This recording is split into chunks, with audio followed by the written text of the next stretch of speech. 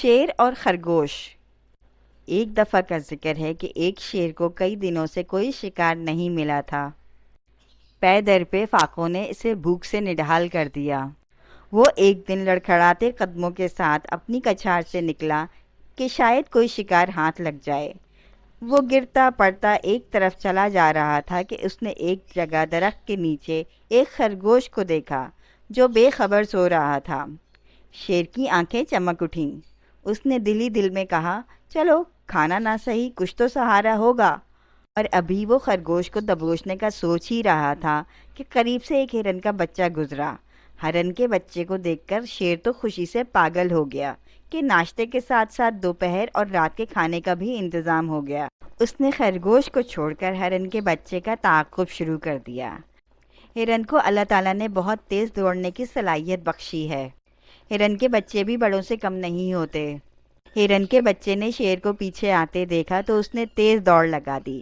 شیر نے بھی رفتار تیز کی لیکن ہرن کے بچے سے زیادہ تیز نہ دوڑ سکا۔ وہ کئی روز کا بھوکا بھی تھا، ذرا سی دیر میں ہانپنے لگا۔ شیر کو رکا دیکھ کر ہرن کا بچہ بھی رک گیا۔ شیر دوبارہ اس کی طرف دوڑا تو وہ بھی بھاگ کھڑا ہوا۔ یہ کھیل تھوڑی دیر جاری رہا۔ شیر نے ہار مان لی اور تھکے تھکے قدموں سے اس درخت کی طرف لوٹ آیا جہاں اس نے خرگوش کو سوتے دیکھا تھا۔ مگر یہ کیا! اب وہاں کوئی خرگوش نہ تھا۔ ہوا یہ کہ شیر اور ہرن کے بچے کی دھما چوکڑی سے خرگوش کی آنکھ کھل گئی اور وہ خطرہ بھانپ کر محفوظ ٹھکانے کی طرف چلا گیا۔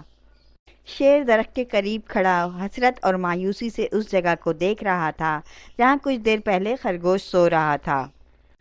وہ دل ہی دل میں خود کو ملامت کر رہا تھا کہ ہرن کے بچے کی لالچ میں اس نے خرگوش جیسا نہایت آسان اور یقینی شکار چھوڑا اور نتیجتاً ہرن تو ہاتھ آیا نہیں، خرگوش بھی ہاتھ سے گیا۔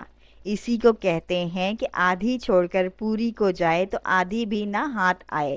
شیر اپنی حماقت پر خود کو ملامت کرتا لڑکھڑاتے قدموں سے آگے بڑھ گیا۔